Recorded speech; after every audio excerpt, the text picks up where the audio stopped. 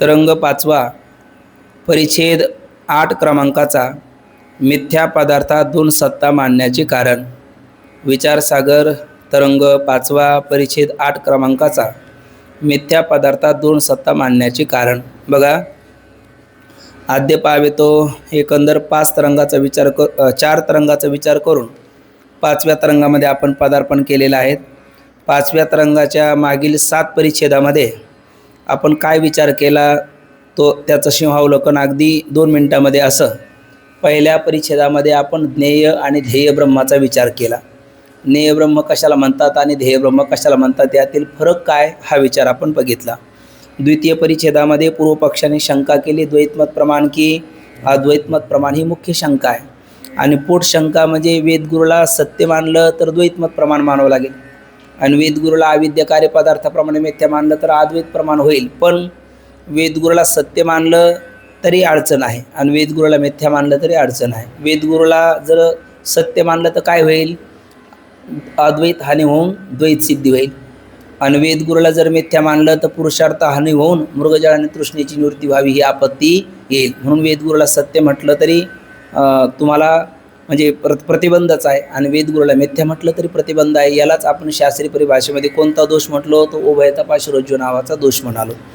त्यावेळेला गुरुजीने उत्तर दिलं की भगवत पूज्यपाद श्रीमद आद्याचार्य शंकराचार्य जे कोणाचे अवतार आहे, साक्षात भगवान शंकराचे अवतार आहे, त्यांचं मत प्रमाण आहे. आणि इतर आचार्य वल्लभाचार्य, निंबर्काचार्य, मध्वाचार्य, रामानुजाचार्य यांचं मत काय आहे, अप्रमाण आहे. म्हणले मग शंकराचार्याचं मत प्रमाण आणि इतर आचार्याचं मत अप्रमाण का बरे? त्याचं कारण तत्वनिर्णयाच्या वेळेला ते विरुद्ध अर्थाचं प्रतिपादन करतात. जसं की आपला संतांचा अभंग घेतला, झाली पापा तापा तुटी दैन्य गेले उठावटी. आणि आपण मागे बोललो एका कीर्तनकाराने अर्थ केला, माय गेलं पाप गेलं, बाप गेला ताप गेला, लेकराची ताटातूट पण झाली पापा तापा तुटी संत वर्णन करतात. आता अर्थ प्रमाण संताचं घेतलं की नाही, पण अर्थ संताला अभिप्रेत केला का संत वचनाविरुद्ध अर्थ केला? संत वचनाविरुद्ध अर्थ केला. तसं तत्वनिर्णयाच्या वेळेला इतर आचार्य वेद विरुद्ध अर्थाचं प्रतिपादन करतात. वेदाला प्रतिपादन करायचं अद्वैत का द्वैत? उत्तर आहे केवळ अद्वैत वेदांताला प्रतिपादन करायचं. आणि इतर आचार्य द्वैत सहिष्णु अद्वैत, द्वैत अद्वैत असा भिन्न भिन्न अर्थ करतात. म्हणून त्यांचं मत अप्रमाण आहे आणि भगवत पूज्यपाद शंकराचार्याचं मत प्रमाण आहे. म्हणजेच अद्वैत मत प्रमाण आहे, द्वैत मत अप्रमाण आहे. पुन्हा शंका केली, इतर आचार्य जसं ब्रह्मसूत्रावर बोलतात म्हणजे भगवत पूज्यपाद शंकराचार्य ब्रह्मसूत्रावर बोलतात ना, तसंच इतर आचार्य ब्रह्मसूत्रावर बोलतात. भगवत पूज्यपाद श्रीमद आद्याचार्य शंकराचार्याचे वेदांत प्रस्तांतरावर भाष्य आहे, तसे इतर आचार्याचे आहे. मग आचार्य शंकराचार्याचंच मत प्रमाण मानावं आणि इतर आचार्याचं मत अप्रमाण मानावं. याला काय प्रमाण? तर काय प्रमाण दिलं त्यांनी? कुर्म पुराणातला पुरावा दिला. भगवत पूज्यपाद शंकराचार्याचंच मत प्रमाण आहे. आणि द्वैतमत मग सांगितलं द्वैतमत त्याज्य आहे. पण एक लक्षात घ्या म्हटले काय, 3ऱ्या परिच्छेदामध्ये सांगितलं जे अद्वैत तत्वज्ञान आपल्या जीवनमुक्तीचं विलक्षण सुख किंवा दुःखाची आत्यंतिक निवृत्ती परमानंदाची प्राप्ती अशा स्वरूपाचं मोक्ष देऊन जे आपल्याला आनंद देणार आहे तेच आपल्या दुःखाला कारण ठरू शकतं. कधी? द्वैतवादी धूर्त भेदवादीच्या वचनावर विश्वास ठेवला तर. आणि हा सिद्धांत पटण्याकरता आपल्याला एक कथा सांगितली. कोणाची? भरचूची कथा सांगितली. जो भरचू पाहिल्याच्या नंतर राजाला आनंद व्हायचा तोच भरचू पाहिल्याच्या नंतर राजाला दुःख झालं. का बरं? धूर्त अमात्याच्या वचनावर विश्वास ठेवला आणि राजाला 2 प्रकारचा भ्रम झाला. भरचू मेला नसताना मेला असं वाटलं, भरचू भूत झाला नसताना भूत झाला असं वाटलं. समोर भरचूला पाहतो पण भरचूला न पाहता आपण कोणाला पाहतो? भरचूच्या भूताला पाहतो. अशी त्याला भ्रांती झाली आणि जो भरचू राजाच्या आनंदाला कारण ठरायचा तोच दुःखाला कारण ठरला, कारण धूर्त अमात्याच्या वचनावर विश्वास ठेवला म्हणून. तसं जे अद्वैत तत्वज्ञान आपल्या सुखाला कारण ठरायचं तेच दुःखाला कारण ठरलं. कधी? द्वैतवाद्याच्या वचनावर आपण विश्वास ठेवला तर. असा विषय आपण 4थ्या परिच्छेदापर्यंत पाहिला. आणि 5व्या परिच्छेदामध्ये वेदगुरू मग म्हटले ठीक आहे द्वैतमत प्रमाण का अद्वैतमत प्रमाण? तर म्हटले अद्वैतमत प्रमाण आहे, द्वैतमत अप्रमाण आहे. मग याचा अर्थ वेदगुरू सत्य आहे का मिथ्या आहे? तर सिद्धांताला माहिती आहे वेदगुरू सत्य म्हणलं तर हे दोष देणार. वेदगुरू सत्य म्हणलं तर अद्वैत हानी होऊन द्वैताची सिद्धी आणि वेदगुरूला मिथ्या म्हणलं तर पुरुषार्थ हानी होऊन मृगजळ तृष्णेची निवृत्ती व्हावी ही आपत्ती. मग सिद्धांतांनी 3रंच उत्तर दिलं, वेदगुरू काय आहेत? सत्यही आहे आणि मिथ्याही आहे. बोला एकदा, वेदगुरू कोणत्या दृष्टीने सत्य आहे? व्यावहारिक दृष्टीने वेदगुरू सत्य आहे आणि परमार्थात पाहिलं तर वेदगुरू मिथ्या आहे. व्यवहारात वेदगुरूला सत्य म्हटल्यामुळे मृगजळ आणि तृष्णेची निवृत्ती व्हावी ही आपत्ती येत नाही, पुरुषार्थाची हानी होत नाही. आणि वेदगुरूला परमार्थात मिथ्या म्हटल्यामुळे अद्वैत हानी होऊन द्वैताची सिद्धी होत नाही. पण म्हटले वेदगुरु सत्य आणि मिथ्या कसे होईल? म्हटले विवक्षा वेगळी आहे. तुम्ही व्यावहारिक दृष्टीने बोलताल वेदगुरु सत्य आहे, कारण पडले रूढी जगापरी चार चालवे ते व्यवहार सत्य म्हणून. आणि परमार्थ आता विचाराल तर वेदगुरु मिथ्या आहे, कारण तुका म्हणे तूच खरा एरवावगा पसारा. म्हणजे पारमार्थिक दृष्टीने वेदगुरु मिथ्या आहे आणि व्यावहारिक दृष्टीने वेदगुरु सत्य आहे. बरं हे तरी कशा करता सांगितलं? मग 6व्या परिच्छेदामध्ये सांगितलं. 6व्या परिच्छेदामध्ये एक राजाची गोष्ट सांगितली. ती राजाची गोष्ट सुद्धा कोणत्या सिद्धांताकरता सांगितली? कोणते पदार्थ परस्पराला साधक बाधक होतात? बोला एक शब्द. समसत्ताक पदार्थ परस्पराला साधक बाधक होतात, विषम सत्ताक पदार्थ परस्पराला साधक बाधक होत नाही.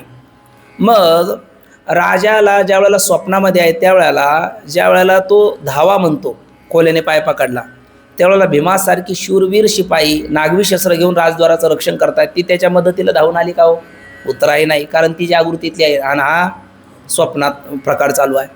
बरं वैद्य त्याला एक पैसा दे म्हणतो, मग तुला मलमपट्टी तयार करून देतो. त्यावेळेला हिरे पृथ्वीमोल किमतीचे रत्न आहेत, उशाला भरलेला खजिना आहे, त्यातली एक कवडी तरी त्याला वैद्याला देता आली काय? उत्तर आहे नाही. मग यातून आपल्याला काय सिद्धांत लक्षात आला?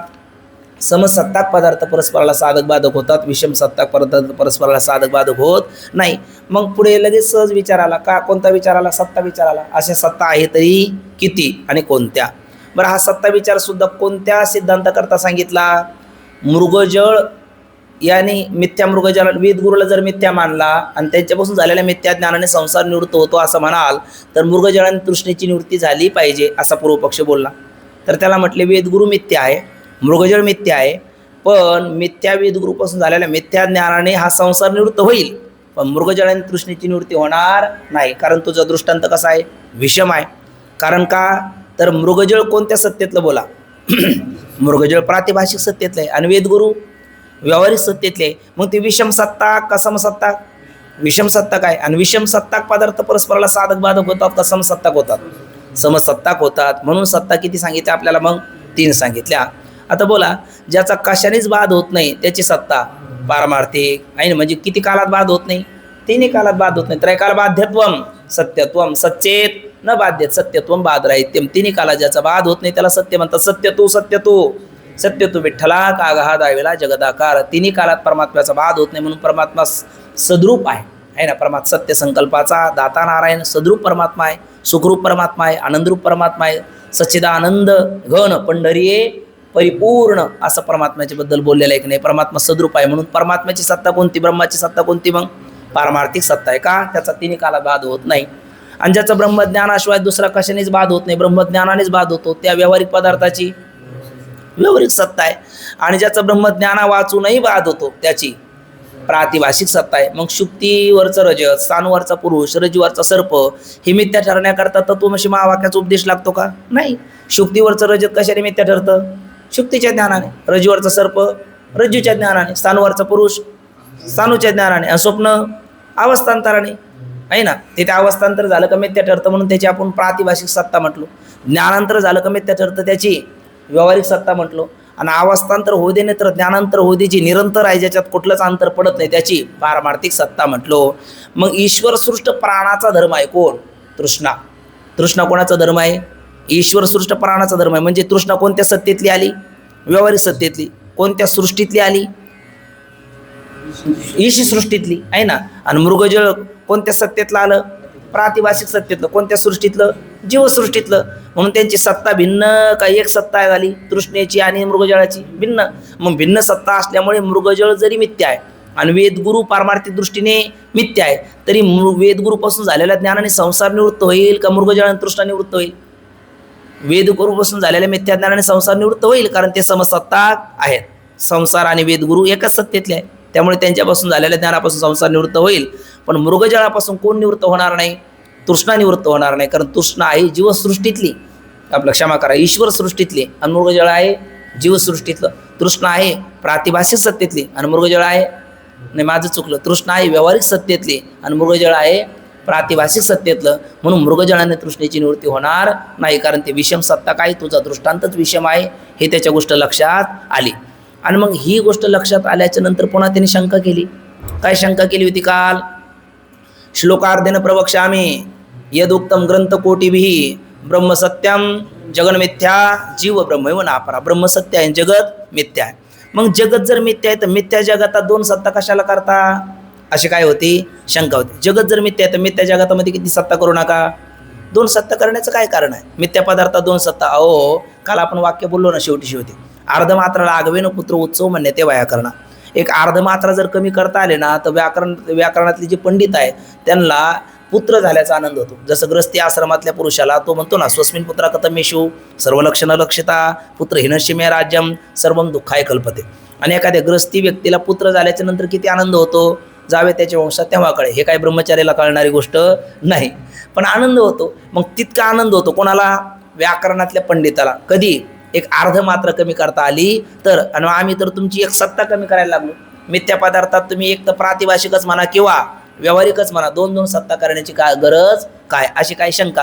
कारण ज्याचं ब्रह्मज्ञाना वाचून निवृत्ती होती त्या मिथ्या पदार्थाची कोणती सत्ता म्हणाला तुम्ही, प्रातिभाषिक सत्ता म्हटला. आणि ज्याची ब्रह्मज्ञानानेच निवृत्ती होती अन्य कशाने नाही त्याची व्यावहारिक सत्ता म्हटला. मग रज्जूवर भासलेला जो सर्प आहे त्याची निवृत्ती कशाने होते, रज्जूवर भासलेल्या सर्पाची निवृत्ती रज्जू ज्ञानाने होते, म्हणजे ब्रह्मज्ञाना वाचून होते. म्हणून त्याची कोणती सत्ता देता तुम्ही, प्रातिभाषिक. आणि रज्जू मिथ्या कशाने ठरते, फक्त ज्ञानानेच मिथ्या ठरते, ज्ञानानेच त्याचा बाध होतो, दुसऱ्या कशानेच होत नाही. म्हणून रज्जूची सत्ता कोणती देता, व्यावहारिक. मग रज्जू जगतातली का तो सर्प जगतातला का दोन्ही जगतातले, दोन्ही जगातलेच. आणि ब्रह्मसत्यम जगन मिथ्या. मग जगातली रज्जू आहे, ज्या रज्जूवर भासलेला सर्पही आहे. जगातली शुक्ती आहे, शुक्तीवर भासलेलं रजत आहे. जगातला स्थानू आहे, स्थानूवर भासलेला पुरुष आहे. हे सगळे कशातले आहेत, जगातलेच. मग एकाची निवृत्ती ब्रह्मज्ञानाने व्हावी आणि एकाची निवृत्ती ब्रह्मज्ञाना वाचून व्हावी, असा मिथ्या जगतात भेद का करावा तुम्ही.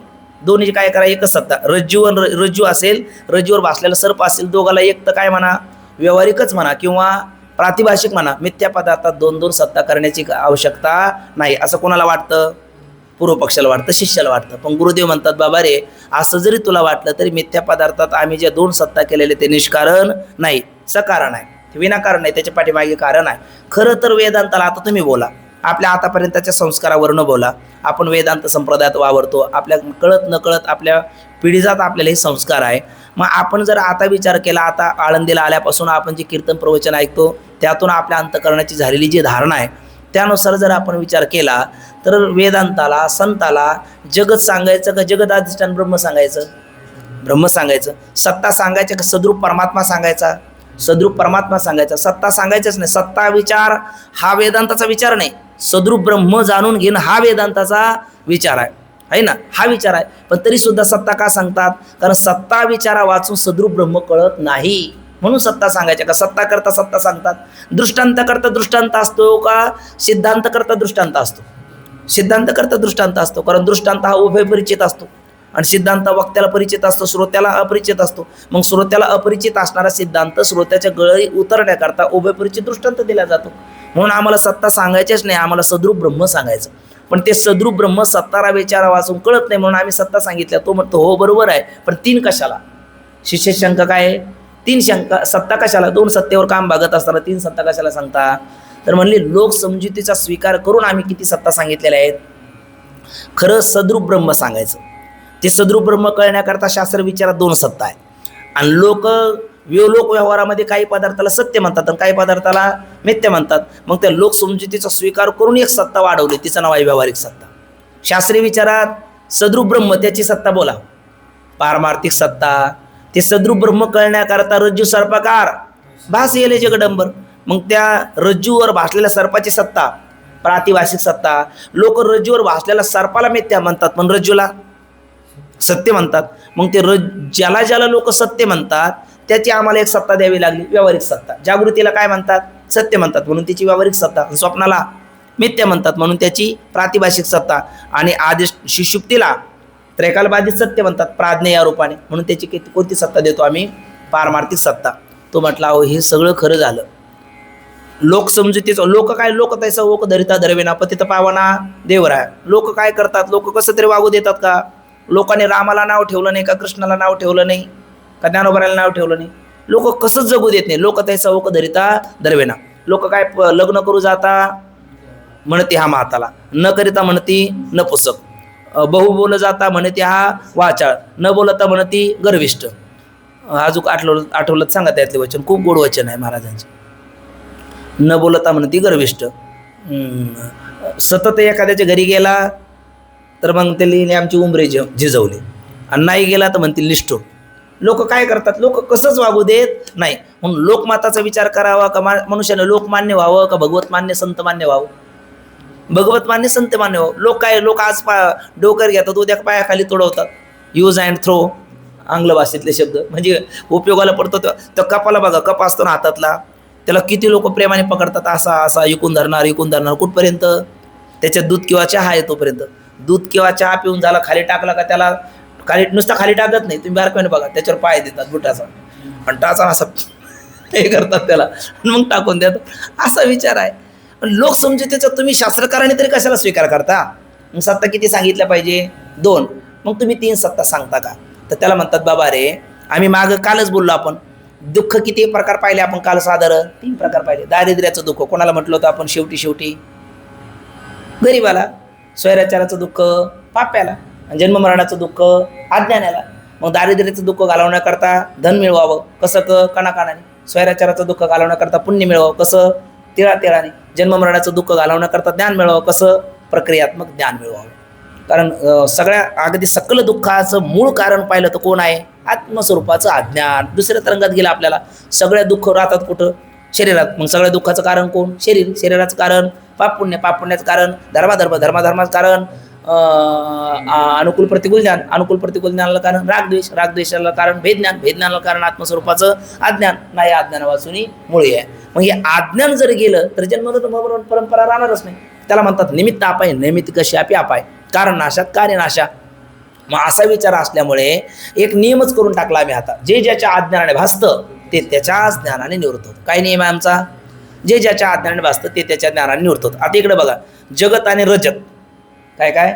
जगत आणि रजत हे दोन्ही जगतातलेच. आणि जगत आणि रजत दोन्ही जगतातले. मग दोघाला एक तर प्रातिभाषिकच म्हणावं किंवा दोघाला व्यावहारिकच म्हणावं, असं कोणाचं मत आहे? पूर्व पक्षाचं. पण त्याला म्हणतात रजताला आम्ही काय म्हणणार? प्रातिभाषिक म्हणणार, काय नाही म्हणणार? व्यावहारिक नाही म्हणणार. आणि जगताला व्यावहारिक म्हणणार, काय नाही म्हणणार? प्रातिभाषिक नाही म्हणणार. म्हणजे अहो दोन्ही जगतातले नासा भेद का? म्हणजे जे ज्याच्या अज्ञानाने भासतं ते त्याच्या ज्ञानाने निवृत्त होतं. आमचा नियम आहे. मग रजत कोणाच्या अज्ञानाने भासलं? ब्रह्माच्या नाही, शुक्तीच्या अज्ञानाने भासलं. ते कोणाच्या ज्ञानाने निवृत्त होईल? शुक्तीच्याच ज्ञानाने निवृत्त होईल. तिथं कोणाची गरज नाही, ब्रह्मज्ञानाची गरज नाही. आणि जगत कोणाच्या अज्ञानाने सत्यरूपाने प्रतीतीला आलं? ब्रह्माच्या अज्ञानाने. त्याची सत्यत्व भ्रांतीचा बाध जगताचा कोणाच्या ज्ञानाने निवृत्त होईल? ब्रह्मज्ञानानेच ती बाधित होईल. दुसरा उपाय त्याला नाही. म्हणून जगताच्या बाबतीत कोणती सत्ता द्यावी लागेल आम्हाला? मग ब्रह्मज्ञानानेच निवृत्त होतं म्हणून व्यावहारिक. आणि रजताच्या बाबतीत प्रातिभाषिक. मग मिथ्या पदार्थामध्ये 2 सत्ता करणं गरजेचं आहे का विनाकारण आहे? करणं गरजेचं आहे. म्हणून मिथ्या पदार्थात आम्ही जे 2 सत्ता केल्या त्या सकारण का निष्कारण? सकारण आहे अशा पद्धतीचं उत्तर देतात. शंका कळाली आपल्याला, उत्तरही लक्षात आलं. शंकाने उत्तर आपण वाचून घेऊ, काही वाटलं तर बोला. तरंग 5वा परिच्छेद 8 क्रमांकाचा. त्यावर अगोदर शिष्य महोदय शंका करतात. काय म्हणतात बघा. सत्ताभेद लक्षात आल्यामुळे मृगजलाचा दृष्टांतात काय दोष होतो हे समजले. त्याच्या लक्षात आलं, सत्ताभेद लक्षात आला. मृगजलाचा दृष्टांत हा विषम आहे का? मग सिद्धांताला सिद्ध करणार आहे? विषम आहे.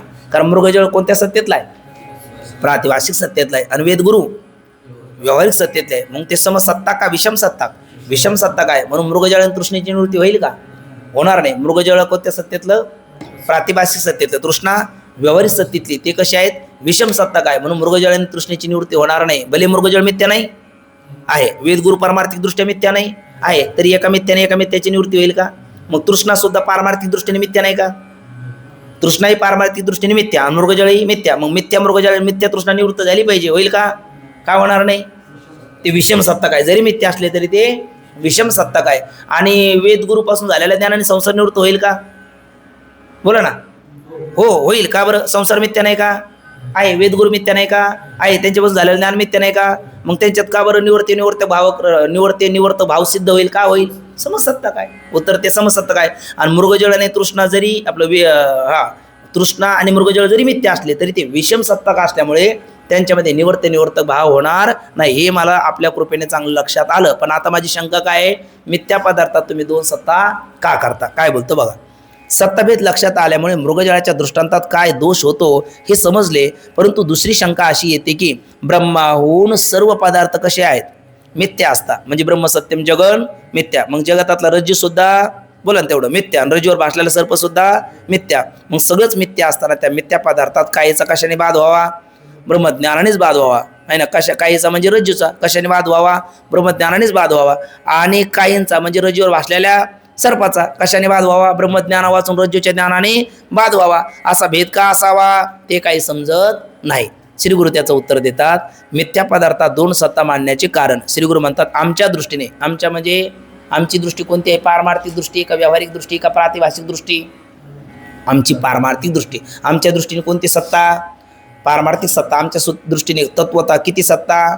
का सत्ताच नाही, सद्रूप ब्रह्मच आहे.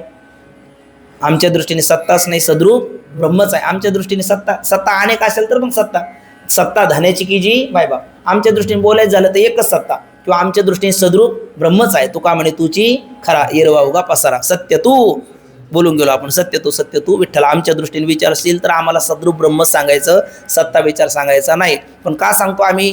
तुझ्या मस्तिष्कावरती सद्रूप ब्रह्म आरूढ व्हावं याकरता आम्ही सांगितलेला हा सत्ता विचार आहे. बघा, आमच्या दृष्टीने सर्व पदार्थ, आमच्या दृष्टीने सर्व पदार्थ रज्जू सर्पाप्रमाणे कसे आहेत?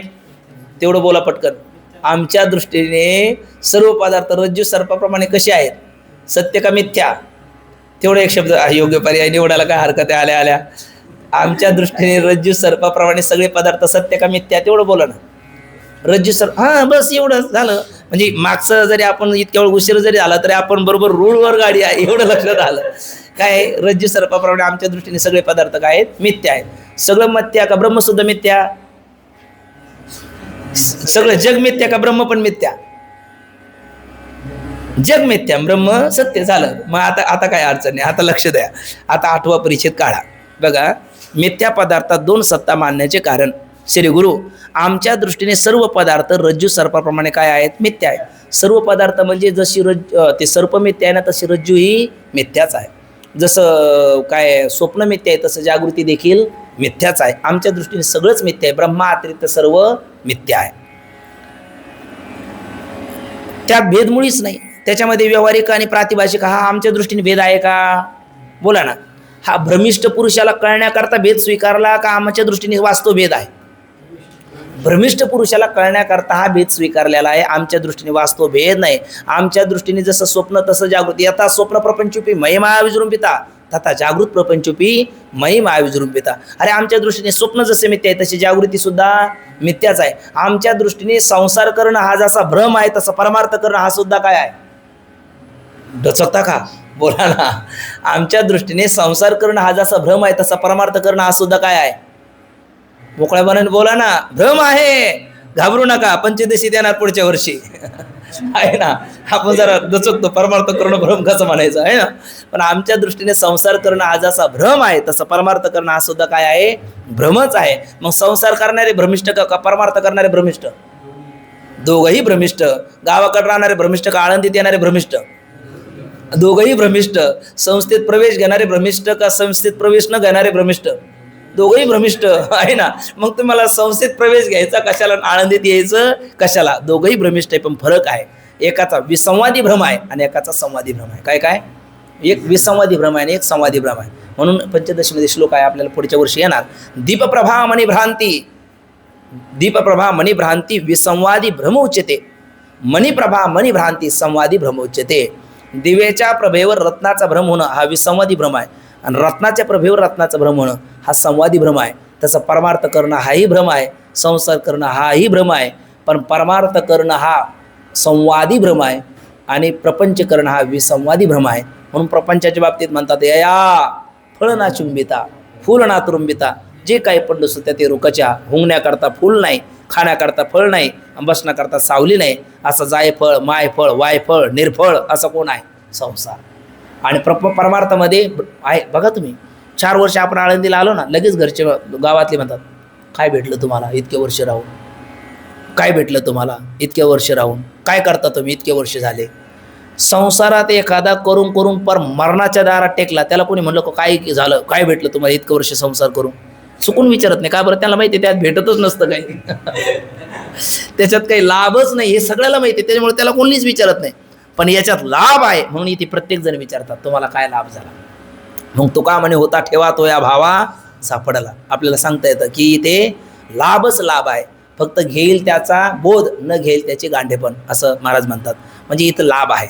फक्त हा कोणता भ्रम आहे? संवादी भ्रम आहे. म्हणजे इथे इष्टफलाची प्राप्ती होते आणि तिकडे मात्र इष्टफलाची प्राप्ती होत नाही. तूर्त आमच्या दृष्टीने सत्ता विचार आहे का सद्रूप ब्रह्म सांगायचं?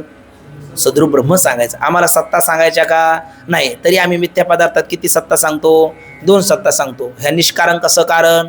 त्याला सकारण आहे, त्या कारण आहे. काय कारण आहे? आमचा नियम आहे. काय नियम आहे?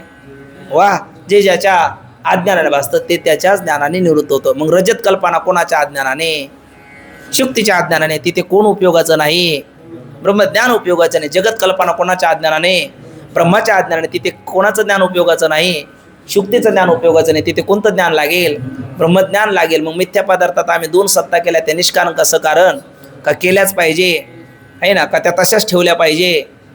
वा, तशाच नाही ठेवल्या पाहिजे, नंतर त्या टाकून द्यायच्या आहे. हातचा कशाकरता घ्यावा लागतो? गणित सुटण्याकरता. पांगुळ गाडा कुठपर्यंत पाहिजे? चालता येत नाही तोपर्यंत. चालता आला तरी पांगुळ गाडा घेऊनच शाळेत जायला लागला, त्याला हुशार म्हणतील का? मग घेण्याची आवश्यकता नाही. पण आदल्या काळात पांगुळ गाडा घेतला नाही तर त्याला पाऊल लवकर टाकता येणार नाही. तशा पद्धतीने आता बोलतात. काय म्हणतात बघा, आमच्या दृष्टीने म्हणजे सर्व पदार्थ रज्जू सर्पाप्रमाणे मिथ्या आहे, त्यात भेद मुळीच नाही. मुमुक्षूच्या दृष्टीने त्या मिथ्या पदार्थात भेद स्वीकारलेला आहेच. ज्याला मुमुक्षू कोणाला म्हणतात? ज्याला मोक्षाची अपेक्षा आहे त्याला काय म्हणतात? मुक्तुमिच्छा. मुमुक्षा, मुक्त होण्याची इच्छा करतो त्याला मुमुक्षू म्हणतात. आणि त्याच्या दृष्टीने भेद कसा स्वीकारला आम्ही? क्षणमात्र स्वीकारून आता असा आम्ही काय केला? नियम केला. तोही नियम आम्हाला कायमचा ठेवायचा नाही, पण एक सामान्यता 2 सत्ता आम्ही का स्वीकारल्या मिथ्या पदार्थात? त्याच्याकरता म्हणतात ज्याच्या अज्ञानाने जे होते उत्पन्न होते ते त्याच्या ज्ञानाने निवृत्त होते.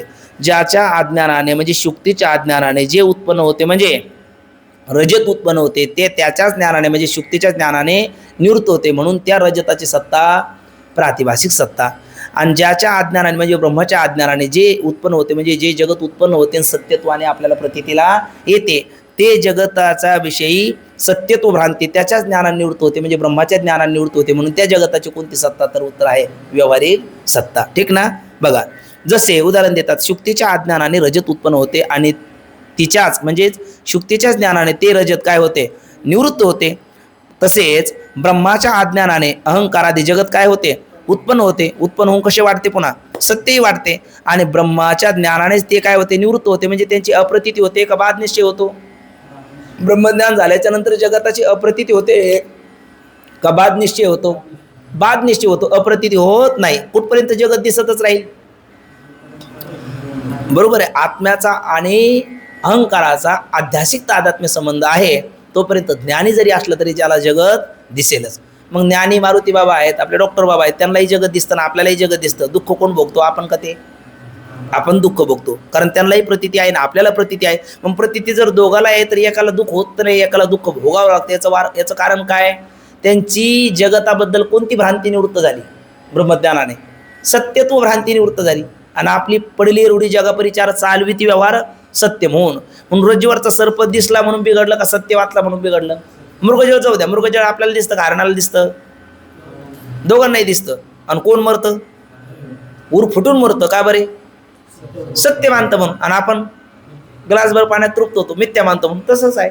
महापुरुष त्या जगताकडे पाहतात मिथ्या म्हणून पाहतात आणि आपण सत्य म्हणून पाहतो. जो सत्य म्हणून पाहतो ना, सत्यत्व देऊन रोधीची तरी बद्धता न चुके कल्पांतीशी असत म्हणून आवेरीशी तरी आस्ताची मुक्त असं म्हटलेलं आहे. वेदेश्वरी ग्रंथातली ओवी आहे का सत्यत्व आपण दिलं का आपल्याला त्याच्यातून सुटका नाही.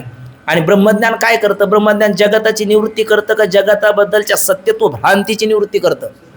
जगताबद्दलच्या सत्यत्व भ्रांतीची फक्त निवृत्ती करतं. म्हणून ज्ञान झालं म्हणजे एखाद्याचे 3 शिंग फुटतात असं काही आहे का? 4था डोळा येतो, 2 हाती त्याला चतुर्भुज होतो असं काही प्रकार आहे का? असं काही नाही. परमार्थ हा बाबांचं वाक्य आहे. आनंद आश्रम स्वामी महाराज सांगायचे म्हटले, परमार्थ म्हणजे धांगडधिंगा नव्हे. परमार्थ म्हणजे नवीन काही त्यात बदल होतो असं नाही. विचार बदलतो आहे ना. विचार बदलतो म्हणजे माऊलीच्या भाषेमध्ये विचार आता निरसले प्रपंच सहज सांडवले मग तत्वता तत्वरले ज्ञानी अशी. त्याच्या दृष्टीने तू जगताला पाहतो का? नाही. जगत कारण मायेला पाहतो का? नाही. जगत अधिष्ठान कोणाला पाहतो? ब्रह्माला. आणि ते भिन्नत्वाने पाहतो का अभिन्नत्वाने? अभिन्नत्वाने पाहतो. आणि तो काय म्हणतो? अहम ब्रह्मास्मी. अहम ब्रह्मास्मी ती उदिते पश्चात सर्वं खलुइदं ब्रह्म न हि नानास्ति किंचन हि किंचनापि नाना नास्ति किंतु एकमेव द्वितीयं ब्रह्म अस्ति. अशी स्थिती मुमुक्षुला प्राप्त व्हावी म्हणून आम्ही आता नियम केला. मिथ्या पदार्थात किती सत्ता सांगितल्या? 2. आणि काय नियम केला? जे ज्याच्या अज्ञानाने भासतं ते त्याच्या ज्ञानाने निवृत्त होतं. आणि म्हणून आपल्या लक्षात येतं की रज्जू सर्पाची सत्ता कोणती? मग प्रातिभासिक. आणि ईश्वर सृष्ट पदार्थाची सत्ता कोणती? व्यवहारिक. असा भेद आम्ही केलेला आहे. कोणाकरता? मुमुक्षू करता हा भेद केलेला आहे. तो म्हटला गुरुदेव ठीक आहे, आता मला या जगताबद्दल थोडासा विचार ऐकायचा. जगताबद्दल विचार ऐकायचा म्हणजे जगत उत्पत्तीच्या क्रमाविषयी आता तो काय करतो? प्रश्न करतो. जगत उत्पत्तीच्या क्रमाविषयी प्रश्न करणं म्हणजे मागे बघा आपल्याला 4थ्या तरंगामध्ये ख्यातिवाद आला. ख्यातिवाद आल्याच्या नंतर गुरुदेवाने अगोदर सांगितलं जगत झालेच नाही, आगाजे झालीच नाही, त्याची वार्ता पुसशी काय. हा कोणता वाद? अजातवाद. छान. कोणता वाद? हा अजातवाद. जागाची झालेची नाही, न झाला प्रपंच, आहे परब्रह्म, स्वयं ब्रह्म आकळे. जगत झालंच नाही. कशाप्रमाणे? जसं कोण झालं नाही जगात? वंद्यापुत्र वांजेची या लेखा कैची जन्मपत्रिका नवी निळे भूमिका की कल्पपा. वंद्यापुत्र झालाच नाही, तसं जगत झालंच नाही. मग शिष्याला काय असंसारिक झाला होता हे तो समूळ मिथ्या वार्ता पुढे होईल मागवता कदा कल्पना ती घडेना. पण त्यावेळेला त्याला हे म्हणणं पटलं का? अजातवाद नाही पटला. मग तो पटण्याकरता सांगावा लागला विवर्तवाद. म्हणून वेदांताचा सिद्धांत असतो कोणत्या वादाचा? अजातवादाचा. आणि प्रक्रिया असते विवर्तवादाची. विवर्तवादाचे 2 कक्षा, दृष्टीसृष्टीवाद आणि सृष्टीदृष्टीवाद. मग तो विवर्तवाद सांगताना जगप्रसिद्ध वेदांतातला दृष्टांत विवर्तवादाचा कोणता? रज्जू सर्प. बरोबर ना? मग तो रज्जू सर्प तिथे तो काय म्हटला? वंद्यापुत्र झाला नाही हे म्हणणं पटलं. का बरं? तो दिसत नाही. तसं जगत झालंच नाही हे म्हणणं पटत नाही, कारण जगत दिसतं. मग दिसणाऱ्या जगताची संगती लावण्याकरता त्याला सांगितलं बाबा जसं दिसतं तसं नसतं. म्हणजे जगत जरी दिसलं तरी ते नाही, जसं की कोण दिसलं तरी नाही? रज्जूवरचा सर्प दिसला तरी तो नाही, तसं जगत दिसलं तरी ते नाही. तो म्हटला पण अनुत्पन्न पदार्थाची प्रतीत येत नाही. मग रज्जूवर सर्प नसताना दिसलाच कसा? मग अनिर्वचनीय ख्याती.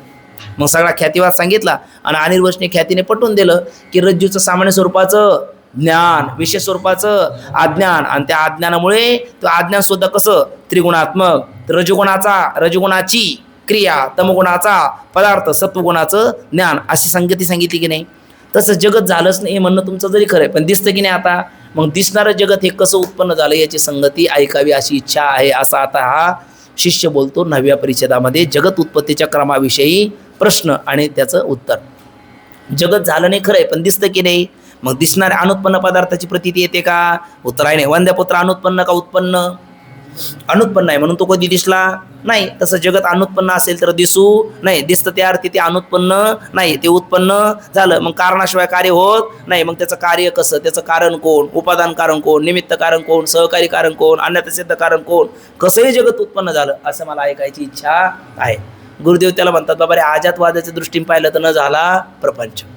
पण मग आता तू बोलतो म्हणून त्या जगताबद्दल तू प्रश्न विचारणं आणि मी त्याचं उत्तर देणं म्हणजे मृगजळामध्ये वस्त्र भिजून पिळण्याचा केलेला प्रयत्न आहे. आता मृगजळामध्ये वस्त्र भिजून जर पिळलं ताकदीने आहे ना, तर 2-3 थेंब पडतील की नाही? 2-3 थेंब. जास्तच ताकद लावली तर हो पडतील ना, त्याच्या घामाचे, पिळणाऱ्याच्या घामाचे 2-3 थेंब पडतील. पण त्यातून पाणी निघेल का? फार झालं तर वस्त्र फाटेल आहे ना, परंतु त्यातून पाणी पडणं शक्य नाही. तसं मृगजळामध्ये वस्त्र भिजून पिळण्याचा केलेला प्रयत्न हा जसा निरर्थक आहे, अनर्थक आहे, मृत प्रसवत श्रमफलैक केवलम असा तो निष्फळ आहे. तशा पद्धतीचं जगताच्या उत्पत्तीबद्दल तू विचारणं आणि मी सांगणं हे तसंच आहे. तो म्हणतो जरी तसं असलं तरी पण सांगाच जगत कसं उत्पन्न झालं. मग गुरुदेव म्हणतात बाबा अरे आता जे शास्त्राने सांगितलं ते सांगतो. अध्यारोप अपवादोभ्याम निष्प्रपंचोयम प्रपंचते.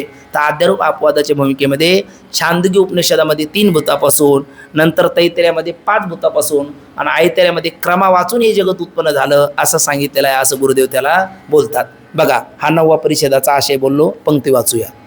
जगत उत्पत्तीच्या क्रमाविषयी प्रश्न आणि उत्तर. शिष्य म्हणतो महाराज ब्रह्माच्या अज्ञानापासून कोण उत्पन्न होते? जगत उत्पन्न होते. अज्ञानापासूनच उत्पत्ती आहे. कारण आपुला आपण पया विसरू जे धनंजया तेची रूपया अज्ञानासी. मग माऊली म्हणतात काय झालं? जे बहुते का अवांतरू अहंकाराचा भूत संचारू म्हणून जाहाला विसरू आत्मबोधाचा. किंवा जे प्राण या कामी भरू देहाची वरी आदरू म्हणून पडूला विसरू आत्मबोधाचा आणि विसरली तया थोर झाली हारी पचतील खाणी 84च्या. म्हणजे थोडक्यात सगळ्या भ्रमाला कारण दुःखाला कारण कोण आहे? अज्ञान आहे. नाही अज्ञाना वाचुनी मूळ यया. मग ती गोष्ट सांगताना म्हणतात, शिष्य म्हणतो महाराज ब्रह्माच्या अज्ञानापासून जगत उत्पन्न होते, त्या जगताच्या उत्पत्तीचा काय ऐकावा, क्रम ऐकावा अशी माझी काय आहे इच्छा आहे. म्हणजे हे जगत कसं कसं निर्माण झालं. श्रीगुरु काय बोलतात बघा, खरोखर जगताच्या उत्पत्तीचा क्रम मुळीच नाही. खरोखर जगताच्या उत्पत्तीचा क्रम मुळीच नाही का? खरोखर पाहिलं तर कोण नाही, जगतच नाही. वंद्या पुत्राच्या लग्नाचा हिशोब काढायला लागला. कोणत्या तारखेला तो जन्माला आला, कोणत्या मुलीसोबत त्याचं लग्न झालं, कोणकोणते पक्वान्न होते, ब्राह्मण काका कोणते होते, याचा विचार करायला लागले. तो म्हणायला लागला काय विचारता काय, 32 तारखेला त्याचा जन्म झाला आणि 31व्या महिन्यात त्याचा जन्म झाला. 31व्या महिन्याची 32 तारीख होती. त्याच्यामध्ये वंद्यापुत्र जन्माला आला. कोणत्या गावात? काट्याच्या आणीवर 3 गाव होते, त्यातले 2 ओसाड होते, एक वसलाच नव्हता आणि त्याच्यात त्याचा जन्म झाला. आणि त्याचं लग्न हनुमंतरायाचा मुलगा होता, भीष्माचार्याची कन्या होती, दोघांचा विवाह लागला होता. त्याच्यामध्ये बिना हातपायाची माणसं धावधाव वाढायची, बिना मुडक्याची माणसं जेवत होती आणि कासवीच्या तुपात तळलेले पक्वान्न होते आणि सशाच्या शिंगाचे खांब होते आणि असा तो दिव्य लग्न सोहळा पार पडला. आता हे वैद्य बाबा सांगायचं असं. आता खरं सांगा, हे सगळं बोलण्यात आहे का वस्तुस्थितीत आहे? बोलण्यातच आहे. वस्तुस्थितीत काय आहे? मग असा विचार करणं सांगणाऱ्याला आणि ऐकणाऱ्याला लोक वेडा म्हणणार नाही का? वेडाच म्हणतील ना. सांगणाऱ्याला ऐकणारे, या म्हणजे सांगणार हाही वेडा आहे आणि ऐकणारे वेडे आहेत. वंद्यपुत्राच्या लग्नाचे हिशोब काढायला लागले. तसं गुरुदेव म्हणतात तशी स्थिती होईल. कोणाच्याबद्दल उत्पत्तीचा क्रम तो ऐकतो आणि मी सांगू लागलो तर जगताच्या बाबतीत. म्हणून गुरुदेव काय बोलतात बघा, श्रीगुरु म्हणतात खरोखर जगताच्या उत्पत्तीचा क्रम मुळीच नाही, कारण 4थ्या तरंगात प्रथम अजातवाद सांगितला आहे. म्हणून जगाचे क्रमाचा विचार करणे म्हणजेच कसे, मृगजळात वस्त्र भिजून पिळण्याचा प्रयत्न करण्यासारखेच आहे. म्हणजे ते निरर्थक आहे, व्यर्थ आहे. आता पण ठीक आहे, तुला ऐकण्याची काय शेवटी आता इच्छा आहे. लहान लेकराला सांगितलं बाळा तू म्हणतो काणी, आता काणीच नाही तर सांगू काय? नाही म्हटले आजी काहीतरी सांगच, नाही म्हटले काहीतरी सांग. मग काहीतरी सांग म्हटल्याच्या नंतर ती आजी म्हणायला लागली, अरे तुला माहिती आहे की आकाश वर का? म्हटले नाही आई. म्हटले अरे वेड्या, पूर्वीच्या काळात हे आकाश फार खाली होतं. मग आपल्या माळवत कळते का? आपल्या माळवतावर गवत वाढलं होतं. मग तुझे आजोबा माझ्यावर रागवले, मी वर गेले आणि ते खाली वाकून झाकायला लागले, ते झाडायला लागले, गवत उपटायला लागले. माझ्या पाठीला ते आकाश लागलं, मला आला राग, मी मारला त्याला झाडू, ते गेलं वर. तर म्हटलं आजी मग तिथे जाऊन कसं थांबलं? म्हणले ते खालच्या आळीचा गणपत. म्हणले हो, तो गुरं घेऊन चालला होता. मग ते गुरं पळायला लागल्याच्या नंतर हो हो हो हो म्हटला, त्याला वाटलं मलाच हो म्हटला म्हणून ते थांबलं. आजीला सांगितलं. म्हटलं बरोबर. आणि मग म्हणले एक दिवस तिकडं परचक्र आलं. मग तुझे आजोबा म्हटले आता आपण धोक्यात आहेत. तुझे आजोबा म्हणले मला गाडी मागे बस. तुझ्या आजोबाच्या हातातला घोडा आणि मी मागं बसले. आजी सांगायला लागली. तुझ्या आजोबाने जीच घोड्याचा लगाम खेचला तो भिर्र आकाशात उडाला. तो म्हटलं बापरे. मग काय नाही म्हणले, ते घोड्याचे 2 शिंग त्या आकाशाला भोकसले आणि त्यातून असं भळाभळा रक्त गळायला लागलं. तो म्हटलं आजी मला काय वेळ समजतेस काय? आकाशातून रक्त कसं गळेल? तो काय माणूस आहे का?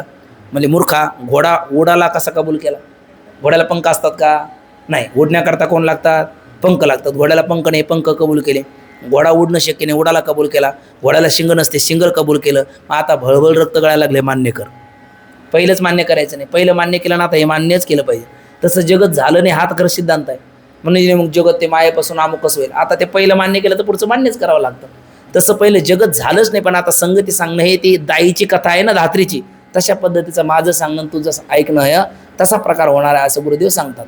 मग जगत सांगण्यात तात्पर्य आहे का? नाही. पण आता विचारलं तर अध्यारूपात काहीतरी बोललं पाहिजे. म्हणून काय बोलतात बघा, आता वेदामध्ये निरनिळ्या रीतीने जगत उत्पत्तीची संगती सांगितली आहे. ती असे छांदोग्य उपनिषदामध्ये सद्रूप परमात्म्यापासून पहिलं कोण झालं? अग्नी, नंतर जल, त्यापासून पृथ्वी, अशा 3 भूताचा क्रम सांगून त्यापासून सगळं जगत उत्पन्न झालं असं सांगितलेलं आहे. तैत्तिरीय श्रुतीमध्ये, तैत्तिरीय उपनिषदामध्ये प्रथम आकाश, त्यापासून वायू, वायूपासून अग्नी, अग्नीपासून जल, जलापासून पृथ्वी, अशा क्रमाने 5 भूतापासून देतो 5चे झाले. कर्माच्या गुणी गुंतले, भाऊ तशी चाकी सुधले जन्मवृत्तीच्या. पंचमहाभूताचा गोंधळ केला एकी ठाई मेळ, लावेला सबळ अहंकार त्या पाठी, इदम द्राव्यम पांचभौतिकम. असं पंचमहाभूतापासून हे जगत झालं असं कोणत्या श्रुतीमध्ये सांगितलं बोला?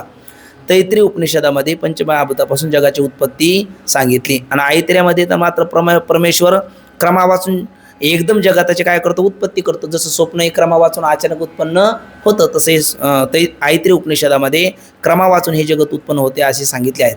उपनिषदे किती आपल्याकडे, उपरी दश उपनिषदे, आणि त्यातले किती घेतले तिथे 3 घेतलेत. अशा 10 उपनिषदामध्ये 10 प्रकाराने जगताच्या उत्पत्तीची संगती सांगितलेली आहे. असं मतमतांतर, खरं सांगा सिद्धांतात मतमतांतर होतात का हो? उत्तर आहे नाही. आजातवाद जे ज्ञानोबराय सांगतात ते तुकोबराय सांगतात, जे तुकोबराय सांगतात तेच नाथबाबा सांगतात, जे हे तिन्ही संत सांगतात तेच आचार्य सांगतात, जे आचार्य सांगतात तेच व्यासदेव सांगतात, जे व्यासदेव सांगतात तेच वेद सांगतो, जे वेद सांगतात तेच उपनिषद सांगतात. त्याच्यामध्ये मतमतांतर का नाही? तो सिद्धांत आहे. जी वस्तू जशी असते तशी सांगणार ना. पण जे झालंच नाही त्याच्याबद्दल बोलायचं म्हणलं तर वंद्यपुत्राचं लग्न मी आता सांगितलं, असं एखादा दुसरं आणखी वेगळं सांगेल, तिसरं आणखी वेगळं सांगेल, कारण नाहीच ना ते. जी वस्तू नाहीच आहे त्याच्याबद्दल जर तुम्ही विचारायला लागला तर त्याच्यामध्ये मतमतांतर होणारच होणार. सिद्धांतात मतमतांतर काय नाही, तो सिद्ध आहे म्हणून. अशा पद्धतीचा विचार आता आणखी पुढे सांगताना बोलतात बघा. म्हणजे थोडक्यात जगत उत्पत्तीचा क्रम पाहताना जगत उत्पत्ती कशी सांगितली, आता 3 भूतापासून 3 उपनिषदामध्ये 3 प्रकाराने जगत उत्पत्तीचा क्रम सांगितला. याच्यातून आपण हे लक्षात घ्यावं, काय लक्षात घ्यावं, का वास्तव जगत नाहीच, जगत झालंच नाही, ही गोष्ट आपण खरी लक्षात घ्यावी. मग जगत जर झालंच नाही तर जगत सांगितलं का? मुमुक्षुला दिसतं ना. आणि मग आद्य रूपामध्ये हे जगत सांगितलेलं आहे. त्याला ही बाबांची वाक्य आहेत, वेदांताची भाषा कार्यक्रम भावाची नाही, वेदांताची भाषा विशेषण भावाची नाही, वेदांताची भाषा कशाची आहे? ते आध्यारूप अपवादाची आहे. तर आध्यारूप कशाला म्हणतात आणि अपवाद कशाला म्हणतात? वस्तूनी अवस्तू आरोप आध्यारूप, आणि अधिष्ठाने भ्रांत्या प्रत्यक्षचे अधिष्ठान व्यतिरेक त्रैकालिक अत्यंत अभाव निश्चय यहस अपवाद, असे आध्यारूप अपवादाची व्याख्या आहे. थोडक्यात जी नाही त्याला आहे म्हणून त्याची संगती सांगणं याला आध्यारूप म्हणतात, आणि मग ते नाही कसं हे पटवून देणं याला अपवाद म्हणतात. जसं कुंभार गाढवं घेऊन निघाला आणि सायंकाळ झाली, परगाव अजून दूर राहिलं, मग एका ठिकाणी थांबला, पण त्याच्यानंतर लक्षात आलं अरे आपण या गाढवाला बांधण्याकरता दूरच आणले नाही. पण शेवटी कुंभार चतुर्थ म्हणला काही झालं तर शेवटी हे कोण आहेत? गाढवं आहेत, आणि यांना जर बांधण्याकरता दोर लागले तर यांना गाढवं कोण म्हणे? मग त्याने उपयोग घेतला गाढवाच्या गाढवपणाचा. त्याने काय केलं, त्या प्रत्येक गाढवाच्या पायापाशी बसला, नुसता असा हात फिरवला. त्या गाढवा असल्यामुळे त्यांना काय वाटलं आपण बांधतो. रात्रभर हा निवांत झोपला. सकाळी 10 वाजले, रात्र चालून प्रवास करून थकला होता, सकाळी 10 वाजले, याला जाग आली नाही. गाढवं उठली पण जागेची हल्ली नाही. का बरे? त्याला भ्रम झाला आपण काय केलेलं आहे, बांधलेलं आहे. दुसऱ्या दिवशी स्नानबिन झालं, नाश्ता बिष्टा केला, आणि मग आता गाढवाला हुसकून आपण पुढच्या गावाला जायचं, पण ती गाढवं काही जागेची हाले ना. या कुंभाराला वाटलं आपल्याला जाग्याचा मोह होतो, ठीक आहे, कारण शीटवर 5 मिनटं बसला, रुमाल टाकला तरी तो म्हणतो जागा माझी आहे ना, होते की नाही. आपल्याला मोह होतं, ठीक आहे, या गाढवाला जागेचा कधीपासून मोह व्हायला लागला. ती गाढवं काही जागेची हाले ना. हा थ्रू करायचं होतं, ह्या अशी गोलचक्र जागेवर आणायची, पण ती काही हाले ना. शेवटी त्या दांडकं घेतलं, मार लागल्याच्या नंतर ती वाकायची, अगदी त्याने ठाई चाल धुमाडी चाल गायली, छोटा मोठा विधी केला, वाय मोठ्याने ओरडायची, पण ती गाढवं काही जाग्याची हाले ना. हा कुंभारला कळे ना ही गाढवं हा झका जागेची आले ना. आणि तेवढ्यात त्याचा मित्र आला, म्हणले गणपत काय करतो? अरे म्हणले संपत्ती गाढवं जागेची आलेच ना, तुझ्या जागेवर काय येतं, काय कस्तुरी बिस्तरी आहे का, कसं काय यांना मोह जडला? तो कुंभार त्या गाढवाला सांगितलं, गाढवा त्याला पहिले सोडणं म्हटले, तो याला म्हणायला लागला. तो म्हणायला लागले बांधलीच नाही तर सोडायची कशी? नाही म्हणले तू रात्री बांधल्यासारखं केलं ना. म्हणले हो, आता सोडल्यासारखं कर.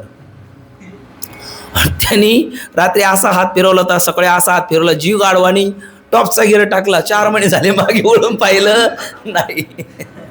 दृष्टांत संपला.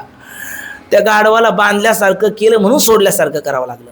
बांधल्यासारखं केलं नसतं तर सोडल्यासारखं करण्याची गरज नाही. तसं खरं सांगा, आपण त्या गाढवाला हसतो, पण त्या गाढवाला आपल्याकडे बघून हसायला येतं. तो म्हणतो माझी उपमा यांना देता का? कारण मी जे खायला नाही पाहिजे ते खात नाही, जे ते झोपायला नाही पाहिजे ते झोपत नाही, जे कृती करायला नको ते मी करत नाही, आणि ही माझ्याही पुढे केल्याशिवाय राहत नाही. मग माझा अपमान, यांना उपमा देऊन माझा अपमान करता का? असं गाढव म्हणतं. खरं मनुष्याचं काय, त्या गाढवाला विचारलं तरी ते सोडल्यासारखं केलं तर सुटलं. तरी आपण किती ज्ञानेश्वरीची पारायण, किती गाथेची पारायण, किती विचार सागर सांगून तोंडाला फेस आला. मग पहिले पाडे 25 जर होत असेल तर सांगा त्या गाढवाच्या पुढची गती नाही का? म्हणजे न बांधता बांधल्या गेला, तो गाढवाला बांधलं का? नाही. आणि आपल्याला तरी कोणी बांधलं? खरं पाहिलं तर मुक्त होता परी बळे झालाबद्ध घेऊन या छंद माझी. जीव बांधला नसताना जीवाला बांधल्यासारखं वाटतं ना, आहे ना, आणि म्हणून त्याला बांधल्यासारखं वाटतं. त्याला सांगावं तू मुक्त आहे, तो मान्य करत नाही. त्याला सांगावं लागतं हो माया झाली, तिथे एक ढालगस निर्माण झाली, तिने एवढी ख्याती केली, तिने तुला बांधलं. हा बरोबर आहे, मायेने बांधलं, आता तुला सोडतो मी, असं गुरुदेव लटकस सोडल्यासारखं करतात. आणि मग याला वाटतं मी सुटलो. मग बांधला नसताना बांधल्यासारखा वाटला म्हणून बंधन सांगणं आहे, आणि बंधन नसताना सांगितलं याला अध्यारोप म्हणायचं, आणि ते बंधन नाहीच कसं हे सांगणं याला अपवाद म्हणायचं. मग अध्यारोप अपवादाकरता जगत सांगण्याकरता म्हणजे दिसतं म्हणून सांगितलं का जगत सांगायचं आहे म्हणून सांगितलं? दिसतं म्हणून सांगितलं. मग दिसतं म्हणून सांगणं याला अध्यारोप म्हणायचं, आणि जरी ते दिसलं तरी नाही कसं हे सांगणं याला अपवाद म्हणायचं. म्हणून या ठिकाणी मुमुक्षुनी जगत स्वीकारलेलं आहे का आहे?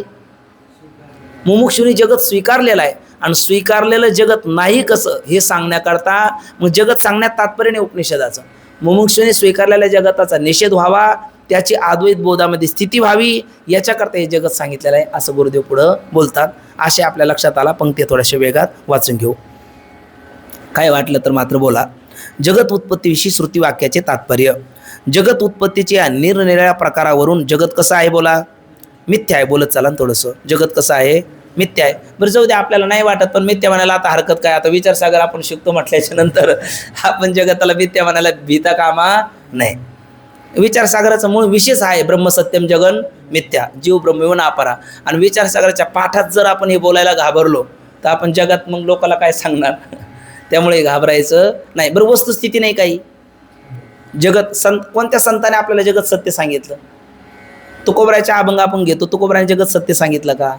नाथबाबाच्या ओव्या आपण घेतो, नाथबाबांनी जगत सत्य सांगितलं का?